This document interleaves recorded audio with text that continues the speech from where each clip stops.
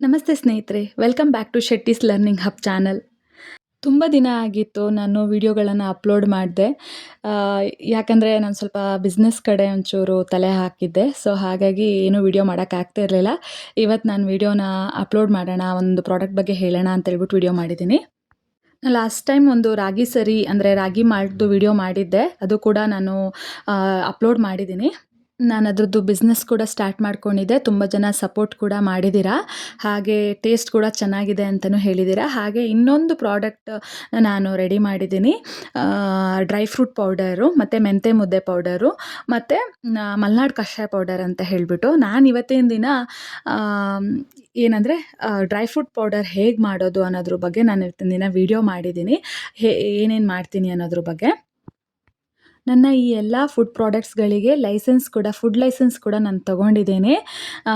ನನ್ನನ್ನು ಈ ಥರ ಸಪೋರ್ಟ್ ಮಾಡ್ತಾ ಇರೋರು ಮುಂದೆ ಕೂಡ ನನ್ನ ಬಿಸ್ನೆಸ್ಗೆ, ನನ್ನ ಯೂಟ್ಯೂಬ್ ಚಾನಲ್ಗಳಿಗೆ ಸಪೋರ್ಟ್ ಮಾಡಬೇಕು ಅಂತ ಹೇಳಿ ನಿಮ್ಮೆಲ್ಲರಿಗೂ ಕೇಳ್ಕೊತೀನಿ.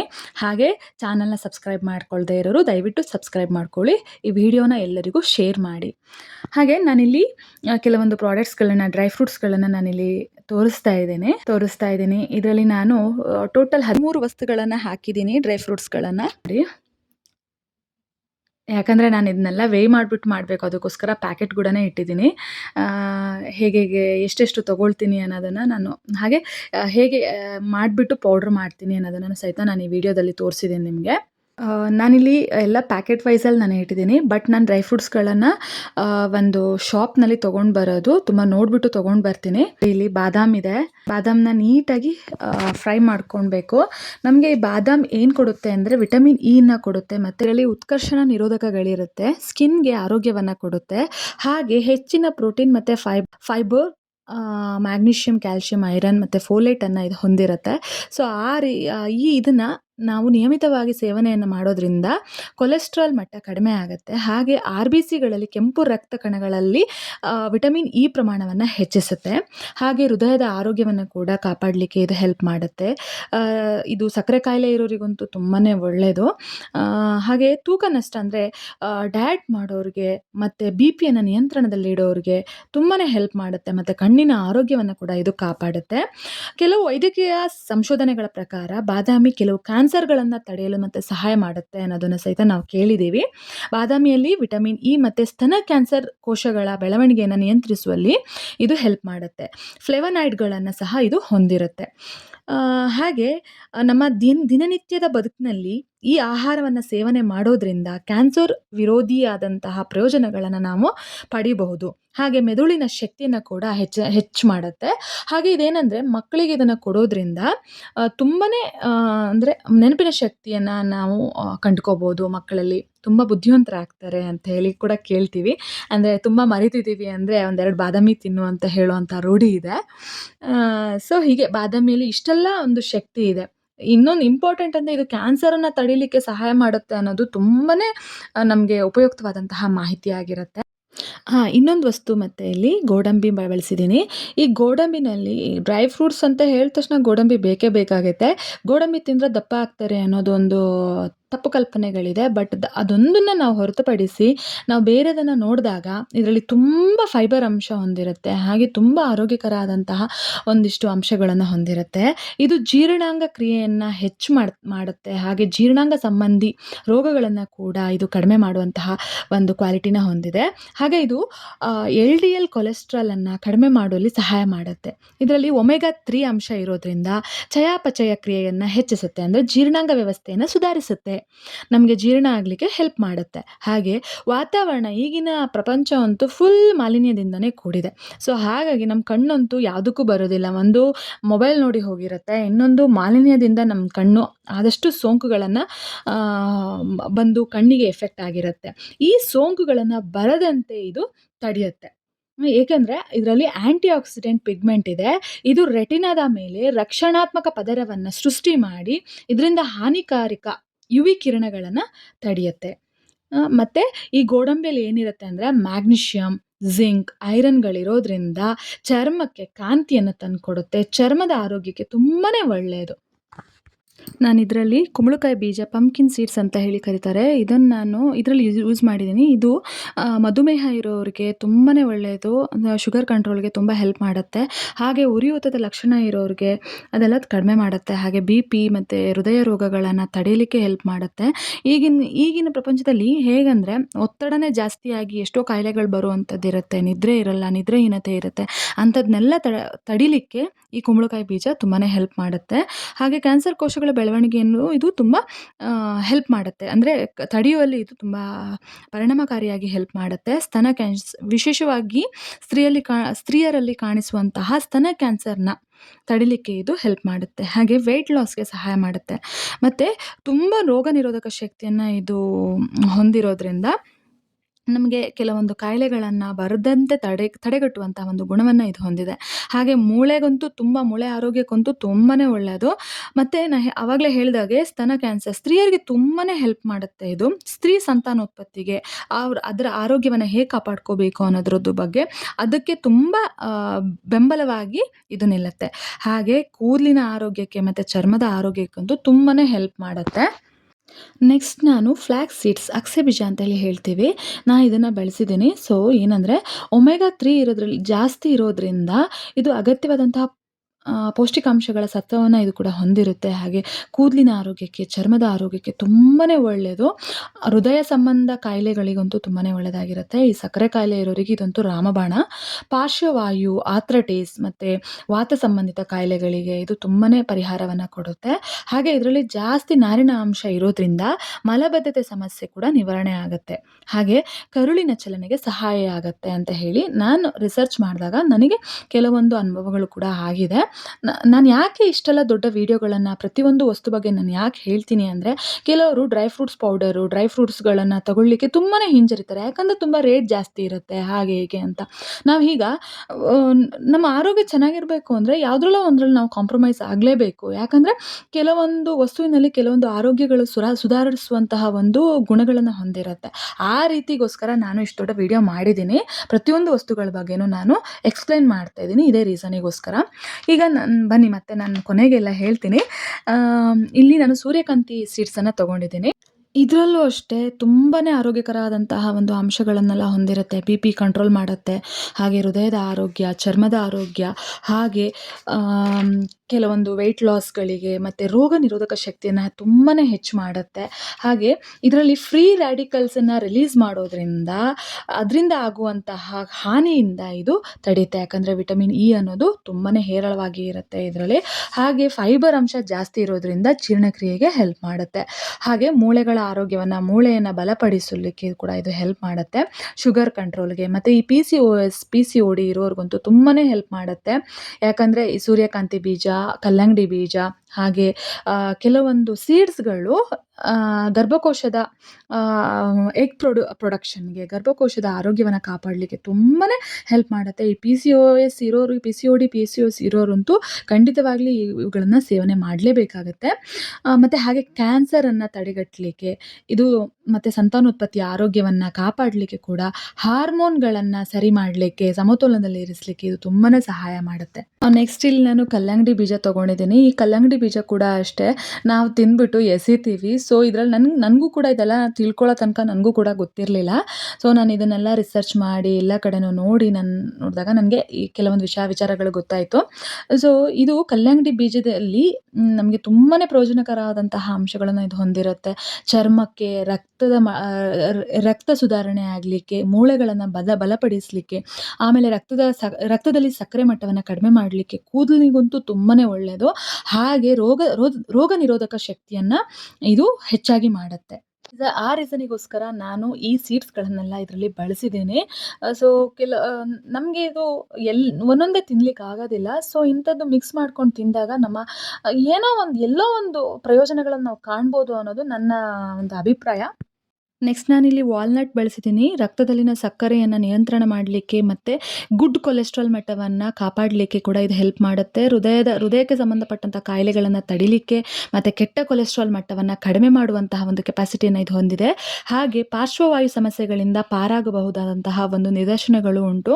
ಮೆದುಳಿನ ಸಮಸ್ಯೆಗೆ ಮತ್ತು ಬಿಪಿಯನ್ನು ಕಂಟ್ರೋಲ್ ಮಾಡಿಟ್ಕೊಳ್ಲಿಕ್ಕೆ ತುಂಬಾ ಹೆಲ್ಪ್ ಮಾಡುತ್ತೆ. ಗರ್ಭಿಣಿಯರಿಗಂತೂ ತುಂಬಾ ಒಳ್ಳೆಯದಿದು. ಬಿ-ಪಿ ಎಲ್ಲ ಜಾಸ್ತಿ ಆಗುತ್ತೆ, ಗರ್ಭಪಾತ ಆಗುತ್ತೆ ಅಂಥದಕ್ಕೆಲ್ಲ ತುಂಬಾ ಒಳ್ಳೆಯದು. ಹಾಗೆ ದಿನನಿತ್ಯ ವಾಲ್ನಟನ್ನು ಸೇವನೆ ಮಾಡೋದ್ರಿಂದ ನಾವು ರಕ್ತದಲ್ಲಿನ ಆ, ರಕ್ತದೊತ್ತಡವನ್ನು ನಾವು ಕಡಿಮೆ ಮಾಡ್ಬೋದು. ಹಾಗೆ ಇದರಲ್ಲಿ ರೋಗ ನಿರೋಧಕ ಶಕ್ತಿ ಹೇರಳವಾಗಿರೋದ್ರಿಂದ ನಮಗೆ ತುಂಬಾ ಕೆಲವೊಂದು ಕಾಯಿಲೆಗಳನ್ನು ತಡಿಲಿಕ್ಕೆ ಇದು ಹೆಲ್ಪ್ ಮಾಡುತ್ತೆ. ಹಾಗೆ ಜೀರ್ಣಕ್ರಿಯೆಗೆ ಸಹಾಯ ಮಾಡುವಂಥ ಒಂದು ಗುಣವನ್ನು ಇದು ಹೊಂದಿರುತ್ತೆ. ಸೊ ಹಾಗೆ ನೆಕ್ಸ್ಟ್ ನಾನು ಮಖಾನ ಅಂದರೆ ತಾವರೆ ಬೀಜ ಇದನ್ನು ಜಾಸ್ತಿ ಯಾರೂ ಸೇವನೆ ಮಾಡಿರಲ್ಲ. ನನಗೆ ಇದು ಡ್ರೈ ಫ್ರೂಟ್ಸ್ ಪೌಡರ್ ಮಾಡುವಾಗ ನನಗೆ ಇದ್ರ ಬಗ್ಗೆ ಎಲ್ಲ ಗೊತ್ತಾಯಿತು. ಸೊ ಇದ್ರ ಬಗ್ಗೆ ನಾನು ಕರೆಕ್ಟಾಗಿ ರಿಸರ್ಚ್ ಮಾಡಿದಾಗ, ಕೆಲವೊಂದು ಆರ್ಟಿಕಲ್ಸ್ ನೋಡಿದಾಗ ನನಗೆ ಇದ್ರ ಬಗ್ಗೆ ಗೊತ್ತಾಯಿತು.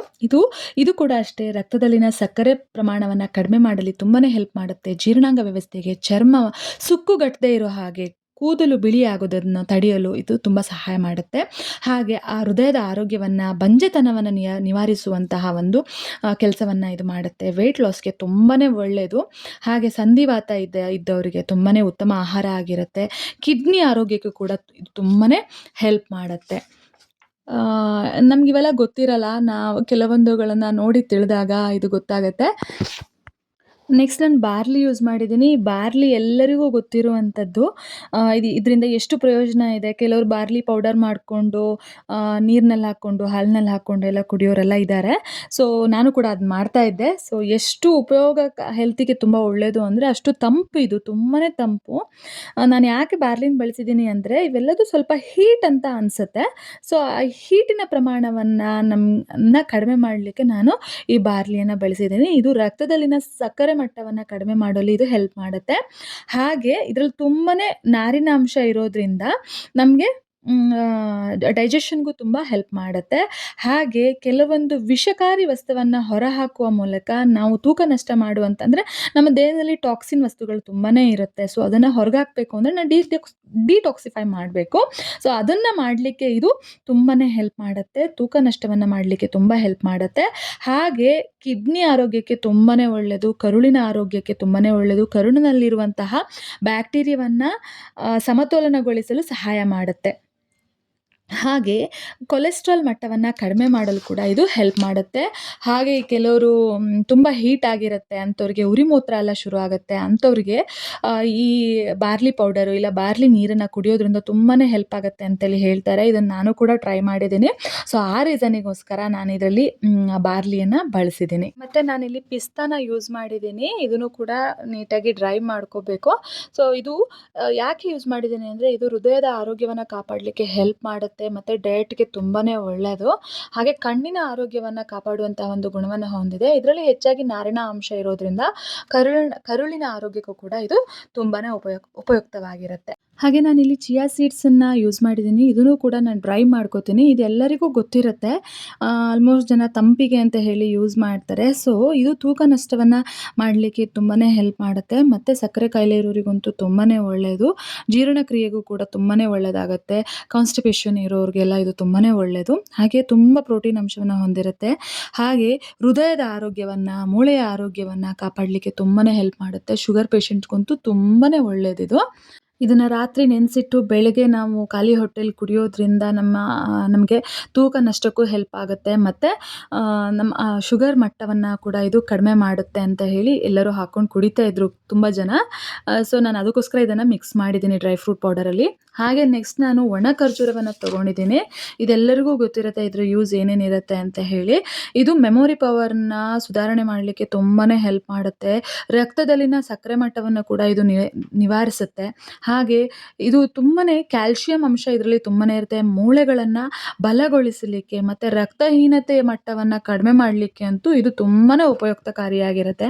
ಹಾಗೆ ಹೃದಯದ ಆರೋಗ್ಯವನ್ನು ಸುಧಾರಣೆ ಮಾಡಲು ಮತ್ತು ಕರೆಕ್ಟಾಗಿ ಪೀರಿಯಡ್ಸ್ ಆಗ್ತಾ ಇಲ್ದಿದ್ದವರಿಗೆ ಇದೆಲ್ಲ ತುಂಬ ಹೆಲ್ಪ್ ಮಾಡುತ್ತೆ. ಅಂದರೆ ರಕ್ತದ ಮಟ್ಟವನ್ನು ಇದು ಹೆಚ್ಚು ಮಾಡುತ್ತೆ. ಹಾಗೆ ಮಲಬದ್ಧತೆಯನ್ನು ನಿವಾರಣೆ ಮಾಡಲಿಕ್ಕೆ ಇದು ಹೆಲ್ಪ್ ಮಾಡುತ್ತೆ. ಯಾಕಂದರೆ ಇದರಲ್ಲಿ ಹೆಚ್ಚಿನ ಫೈಬರ್ ಅಂಶ ಇರುತ್ತೆ. ಸೊ ಅದಕ್ಕೋಸ್ಕರ ನಾನು ಡ್ರೈ ಫ್ರೂಟ್ ಪೌಡರ್ನಲ್ಲಿ ಇದು ಒಣ ಖರ್ಜೂರವನ್ನು ನಾನು ಯೂಸ್ ಮಾಡಿದ್ದೀನಿ. ನೆಕ್ಸ್ಟ್ ನಾನು ಶೇಂಗಾ ತೊಗೊಂಡಿದ್ದೀನಿ, ಪೀನಟ್ಸ್. ಇದರ ಉಪಯೋಗ ಅಂತೂ ಎಲ್ಲರಿಗೂ ಗೊತ್ತಿರೋದು. ಇದು ಅಷ್ಟೇ, ರಕ್ತದ ಮಟ್ಟವನ್ನು ಜಾಸ್ತಿ ಮಾಡಲಿಕ್ಕೆ ಶೇಂಗಾನ ಯೂಸ್ ಮಾಡ್ತಾರೆ. ಶೇಂಗಾ ಚಿಕ್ಕಿ ಅಂತ ಮಾಡ್ತಾರೆ. ಹಾಗೆ ಮೂಳೆಗಳನ್ನು ಬಲಪಡಿಸಲಿಕ್ಕೆ ಕೆಲವರು ಮೆಚೂರ್ ಆದವರಿಗೆ ಶೇಂಗಾ ಉಂಡೆ ಎಲ್ಲ ಕೊಡ್ತಾರೆ. ಹಾಗೆ ಬಾಣಂತಿಯರಿಗೆ ಶೇಂಗಾ ಉಂಡೆ ಕೊಡ್ತಾರೆ. ಇದು ರಕ್ತವನ್ನು ಜಾಸ್ತಿ ಮಾಡಲಿಕ್ಕೆ, ಹಿಮೋಗ್ಲೋಬಿನ್ ಮಟ್ಟವನ್ನು ಜಾಸ್ತಿ ಮಾಡಲಿಕ್ಕೆ ಈ ಶೇಂಗಾ ಹೆಲ್ಪ್ ಮಾಡುತ್ತೆ. ಸೊ ಅದಕ್ಕೋಸ್ಕರ ನಾನು ಶೇಂಗವನ್ನು ಈ ಡ್ರೈ ಫ್ರೂಟ್ ಪೌಡರ್ನಲ್ಲಿ ಬಳಸಿದ್ದೀನಿ. ಹಾಗೆ ಕೆಲವೊಂದು ಇದು ಏನಾದರೂ ಏಲಕ್ಕಿ ಲವಂಗಗಳನ್ನು ಸ್ವಲ್ಪ ಫ್ಲೇವರಿಗೋಸ್ಕರ ಬಳಸಿದ್ದೀನಿ. ಮತ್ತು ಯಾವುದೇ ಆರ್ಟಿಫಿಷಿಯಲ್ ಫ್ಲೇವರ್ಸ್ಗಳನ್ನು ನಾನು ಇದರಲ್ಲಿ ಯೂಸ್ ಮಾಡಿಲ್ಲ. ಹಾಗೆ ಮತ್ತು ಇದರಲ್ಲಿ ಓಟ್ಸನ್ನು ನಾನು ಹಾಕಿದ್ದೀನಿ. ಓಟ್ಸನ್ನು ಕೂಡ ನನಗಿಲ್ಲಿ ಓಟ್ಸ್ದು ಹುರಿದಿರುವಂತಹ ವಿಡಿಯೋ ಒಂದು ಸ್ಕಿಪ್ ಆಗಿದೆ. ಸೊ ಇದನ್ನು ಕೂಡ ನಾವು ಹೇಗೆ ಹುರ್ಕೊಂಡ್ವೋ ಅದೇ ಥರನೇ ಹುರ್ಕೋಬೇಕು. ನಾನು ಇದರಲ್ಲಿ ಒಂದು ಎಕ್ಸ್ಟ್ರಾ ಆ್ಯಡ್ ಮಾಡಿದ್ದೀನಿ, ಗಸಗಸೆ ಸ್ವಲ್ಪ ಫ್ಲೇವರು ಚೆನ್ನಾಗಿ ಬರುತ್ತೆ. ಮತ್ತು ಅದು ತುಂಬಾ ಒಳ್ಳೆಯದು, ಈ ನಿದ್ರಾಹೀನತೆ ಇರೋರಿಗೆ ಎಲ್ಲ ತುಂಬಾ ಒಳ್ಳೆಯದು. ಸೊ ಅದರದ್ದು ಡೀಟೇಲ್ಸ್ಗಳನ್ನ ನಾನು ಲಾಸ್ಟ್ ರಾಗಿ ಸರಿ ಮಾಡೋವಂಥ ವಿಡಿಯೋದಲ್ಲಿ ಅದರ ಡೀಟೇಲ್ಸನ್ನು ನೀಟಾಗಿ ಹಾಕಿದ್ದೀನಿ. ಒಂದ್ಸಲ ಅದನ್ನೊಂದು ಚೆಕ್ ಮಾಡ್ಕೊಳ್ಳಿ. ಹಾಗೆ ನಾನು ಇದಕ್ಕೆ ನಾನು ಏಲಕ್ಕಿ ಲವಂಗಗಳನ್ನು ಬಳಸಿದ್ದೀನಿ ಫ್ಲೇವರಿಗೋಸ್ಕರ. ಇದು ನಾನು ಯಾವುದೇ ರೀತಿಯಾದಂಥ ಆರ್ಟಿಫಿಷಿಯಲ್ ಫ್ಲೇವರ್ಸ್ಗಳನ್ನು ಬಳಸಿಲ್ಲ. ಸೊ ಏಲಕ್ಕಿ ಲವಂಗನೇ ಒಳ್ಳೆ ಫ್ಲೇವರ್ ಕೊಡುತ್ತೆ. ಹೀಗೆ ನಾನು ಪೌಡರ್ ಮಾಡಿದ್ದೀನಿ ಡ್ರೈ ಫ್ರೂಟ್ಸ್ನ.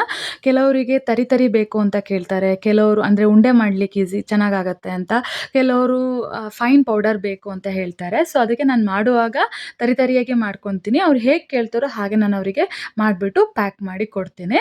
ಹಾಗೆ ಇನ್ನೊಂದು ಖುಷಿ ವಿಚಾರ ಅಂದರೆ, ನಾನು ಸ್ಟಾರ್ಟ್ ಮಾಡಿ ನಾನು ಒಂದು ತಿಂಗಳಾಗಿರ್ಬೋದು, 1ರಿಂದ 1.5 ತಿಂಗಳಾಗಿರ್ಬೋದು. ನನಗೆ ಲೈಸೆನ್ಸ್ ಕೂಡ ಇದ್ರದ್ದೆಲ್ಲ ಪ್ರಾಡಕ್ಟಿನ ಲೈಸೆನ್ಸ್ ಕೂಡ ಸಿಕ್ಕಿದೆ. ಸೊ ನನಗೆ ಇವಾಗ ಸಾಧಾರಣ ಒಂದು 25ರಿಂದ 30 kg ಡ್ರೈ ಫ್ರೂಟ್ಸ್ ಪೌಡರೇ ಹೋಗಿದೆ. ತುಂಬ ಖುಷಿ ಆಗ್ತಿದೆ. ಆ ಪೌಡರ್ನ ನೋಡಿ ಮತ್ತೆ ರಿಪೀಟ್ ತೊಗೊಂಡವರೇ ಜಾಸ್ತಿ ಜನ ಇದ್ದಾರೆ. ಸೊ ತುಂಬ ಖುಷಿ ಆಗ್ತಿದೆ. ಎಲ್ಲರ ಸಪೋರ್ಟ್ ಹೀಗೆ ಇರಲಿ ಅಂತ ನಾನು ಕೇಳ್ಕೊತೀನಿ. ಹಾಗಾಗಿ ನನಗೆ ಇದನ್ನೆಲ್ಲ ಮಾಡೋದ್ರಿಂದ ನನಗೆ ವಿಡಿಯೋ ಮಾಡಲಿಕ್ಕೆ ಆಗ್ತಾಯಿಲ್ಲ. ಕೆಲವೊಂದು ಅಂಗಡಿಗಳಿಗೆ ಕೊಡ್ತಾ ಇದ್ದೀನಿ. ಸೊ ವಿಡಿಯೋ ಮಾಡಲಿಕ್ಕೆ ನನಗೆ ಟೈಮ್ ಸಿಗ್ತಾ ಇಲ್ಲ. ಯಾರೂ ಬೇಜಾರು ಮಾಡ್ಕೋಬೇಡಿ. ಏನಾದರೂ ನಿಮ್ಗೆ ಇನ್ನೊಂದಿಷ್ಟು ವಸ್ತುಗಳನ್ನು ಏನಾದರೂ ಆ್ಯಡ್ ಮಾಡಬೇಕು ಅನ್ನೋದೇನಾದರೂ ಇದ್ದರೆ ಸೊ ದಯವಿಟ್ಟು ಕಮೆಂಟ್ ಬಾಕ್ಸಲ್ಲಿ ತಿಳಿಸಿ. ಡ್ರೈ ಫ್ರೂಟ್ ಪೌಡರ್ಗೆ ಯಾವಾಗಲೂ ಡ್ರೈ ಫ್ರೂಟ್ಸ್ಗಳಿಗೆ ಜಾಸ್ತಿ ಇರುತ್ತೆ ಅಂತ ಹೇಳಿ ನಮಗೆ ಆರೋಗ್ಯ ಹಾಳು ಮಾಡ್ಕೊಳಕ್ಕಾಗಲ್ಲ. ನಾನು ಆದಷ್ಟು ಕ್ವಾಲಿಟಿಲೇ ಡ್ರೈ ಫ್ರೂಟ್ಸ್ಗಳನ್ನ ತಂದುಬಿಟ್ಟು ನಾನು ಮಾಡ್ತೀನಿ. ಯಾಕಂದರೆ ನಾನು ನನ್ನ ಲಾಭ ನೋಡೋದಿಲ್ಲ. ಆಲ್ಮೋಸ್ಟ್ ಎಲ್ಲರಿಗೂ ಸಿಗಬೇಕು, ಕೆಲವೊಂದು ಆರೋಗ್ಯ ವಸ್ತುಗಳು ಕೆಲವರಿಗೆ ಸಿಕ್ಕಬೇಕು, ಎಲ್ಲರಿಗೂ ಸಿಗಬೇಕು ಅನ್ನೋದನ್ನು ನನ್ನ ಅಭಿಪ್ರಾಯ. ಸೊ ಆ ರೀಸನಿಗೋಸ್ಕರ ನಾನು ಇದನ್ನೆಲ್ಲ ತಂದುಬಿಟ್ಟು ನಾನು ಮಾಡ್ತಾಯಿದ್ದೀನಿ. ಹೌದು, ನಂದು ಬಿಸ್ನೆಸ್ಸೇನೆ. ಸೊ ಆದರೂ ಒಂದು ಮಟ್ಟದಲ್ಲಿ ಎಲ್ಲರಿಗೂ ಪ್ರಾಡಕ್ಟ್ಗಳು ರೀಚ್ ಆಗಬೇಕು ಅನ್ನೋದು ನನ್ನ ಆಸೆ ಆಗಿರುತ್ತೆ. ಸೊ ಡ್ರೈ ಫ್ರೂಟ್ಸ್ ಪೌಡರ್ಗೆ ತೊಗೊಂಡವ್ರಿಗೆ ಇಷ್ಟ ಆದವರು ದಯವಿಟ್ಟು ಕಮೆಂಟ್ ಬಾಕ್ಸ್ನಲ್ಲಿ ತಿಳಿಸಿ. ಇನ್ನೇನಾದರೂ ಆ್ಯಡ್ ಮಾಡೋದಿದ್ರೆ ನಾನು ಮಾಡ್ತೀನಿ. ನಮಗೆ ಆರೋಗ್ಯ ಇಂಪಾರ್ಟೆಂಟು. ನಾವು ಈಗಿನ ಪ್ರಪಂಚದಲ್ಲಿ ಈಗಿನ ವಾತಾವರಣನೇ ಹಾಳಾಗಿಬಿಟ್ಟಿದೆ. ಸೊ ಎಲ್ಲ ಕೆಮಿಕಲ್ ವಸ್ತುಗಳನ್ನು, ಒಂದು ಎಣ್ಣೆ ನೋಡಿದರೂ ಕೆಮಿಕಲ್ ಹಾಕಿಟ್ಟಿರ್ತಾರೆ. ಅದನ್ನೆಲ್ಲ ಯೂಸ್ ಮಾಡಿ ನಮ್ಮ ಆರೋಗ್ಯನೇ ಹಾಳಾಗ್ತಾಯಿದೆ. ಅಟ್ಲೀಸ್ಟ್ ನಾವಾದರೂ ಹೀಗಾಯಿತು, ನಮ್ಮ ಮಕ್ಕಳಾದರೂ ಇನ್ನು ಚೆನ್ನಾಗಿರಲಿ ಅಂತ ಹೇಳಿ ಬಯಸೋರು ತೊಗೊಳ್ತಾರೆ. ಇರಲಿ, ನಾವು ಹೆಂಗೂ ಇದ್ದೀವಲ್ಲ, ನಮ್ಮ ಮಕ್ಕಳು ಹಾಗೆ ಬೆಳೀತಾರೆ ಅನ್ನೋರು ದುಡ್ಡಿನ ಬಗ್ಗೆ ಯೋಚನೆ ಮಾಡ್ತಾರೆ. ಏನು ಮಾಡೋಕ್ಕಾಗಲ್ಲ. ಅವ್ರವ್ರ ಮೆಂಟಾಲಿಟಿಗೆ ಸಂಬಂಧಪಟ್ಟಿರೋದು. ನನಗೆ ಇಷ್ಟು ಸಪೋರ್ಟ್ ಮಾಡ್ತಾ ಇರೋರು ನಂಗೆ ತುಂಬಾ ಧನ್ಯವಾದವನ್ನು ತಿಳಿಸ್ತೇನೆ. ಏನಾದರೂ ಕಮೆಂಟ್ ಇದ್ದರೆ ಹೇಳಿ. ಹಾಗೆ ಆರ್ಡರ್ ಮಾಡಬೇಕಾದ್ರೆ ಸ್ಕ್ರೀನಲ್ಲಿ ನನ್ನ ನಂಬರ್ ಡಿಸ್ಪ್ಲೇ ಮಾಡಿರ್ತೀನಿ, ದಯವಿಟ್ಟು ಅದಕ್ಕೆ ಕಾಲ್ ಮಾಡಿ. ಆರ್ಡರ್ ಬೇಕಾದವರು ಸ್ಕ್ರೀನಲ್ಲಿ ನಂಬರ್ ಡಿಸ್ಪ್ಲೇ ಆಗ್ತಾ ಇರುತ್ತೆ, ದಯವಿಟ್ಟು ಅದಕ್ಕೆ ಕಾಲ್ ಮಾಡಿ ಇಲ್ಲ ವಾಟ್ಸಪ್ ಮಾಡಿ. ನಾನು ಪೋಸ್ಟ್ ಮಾಡಬೇಕಾದ್ರೆ ಪೋಸ್ಟ್ ಮಾಡ್ತೀನಿ, ಇಲ್ಲ ಕೊರಿಯರ್ ಮಾಡಬೇಕು ಅಂದರೆ ಕೊರಿಯರ್ ಮಾಡ್ತೀನಿ.